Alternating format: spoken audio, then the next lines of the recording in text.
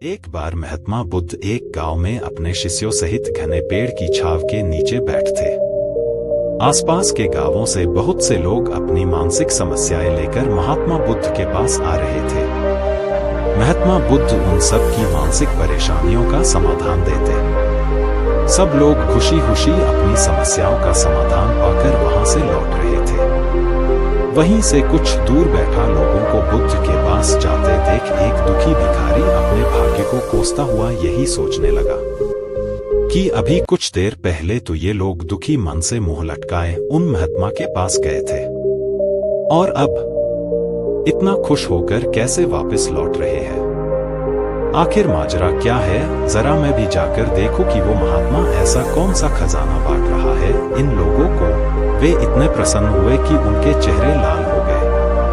जब वो दुख भिखारी कुछ नजदीक गया तो उसने देखा कि ये महात्मा तो लोगों को प्रवचन देकर लोगों के दुख का निवारण कर रहे हैं। यह देखकर भिखारी के मन में भी तीव्र इच्छा हुई कि क्यों न मैं भी इन महात्मा को अपना दुख बताऊं। मुझे भी अपने दुख का समाधान अवश्य मिलेगा। बस फिर क्या था, समाधान पाने की लालसा लिए भिखारी महात्मा बुद्ध के सामने पहुंचा और हाथ जोड़कर प्रणाम करते हुए बोला, हे महात्मा बुद्ध, मैं भी लोगों की मदद करना चाहता हूं। मुझे लोगों की मदद करने की बहुत इच्छा है, लेकिन मैं कैसे मदद कर सकता हूं? मैं बहुत गरीब हूं। मेरे पास न तो पैसे हैं और न ही कोई ऐसी चीज जिससे मैं किसी की मदद कर सकूं।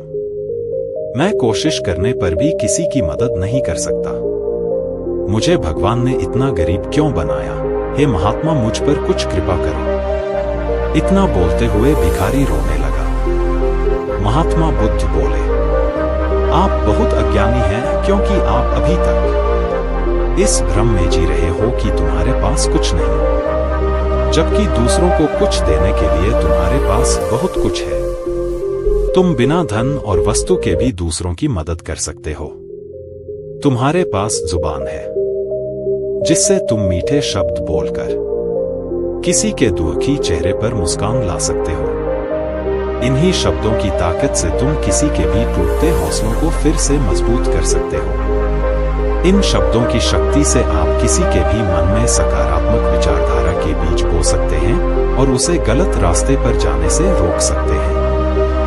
तुम्हारे दो हाथों से किसी भी कमजोर या लाचार व्यक्ति की सहायता कर सकते हो। आपके दो आंखें किसी अंधे को रास्ता दिखा सकते हैं। तुम किसी के लिए दुआ कर सकते हो। यह हो सकता है कि उनके बुरे काम फिर से हो जाएं।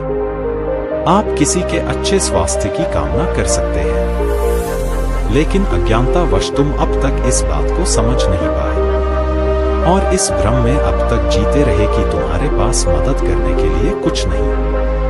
किसी की मदद करने के लिए धन और वस्तु का होना अनिवार्य नहीं है। बिना धन और वस्तु के भी हम कई प्रकार से लोगों की मदद कर सकते हैं। महात्मा बुद्ध के ज्ञान से भरे ये सुंदर शब्द सुनकर भिखारी के चेहरे पर मुस्कान आ गई और वह खुशी से झूमता हुआ वहां से चला गया।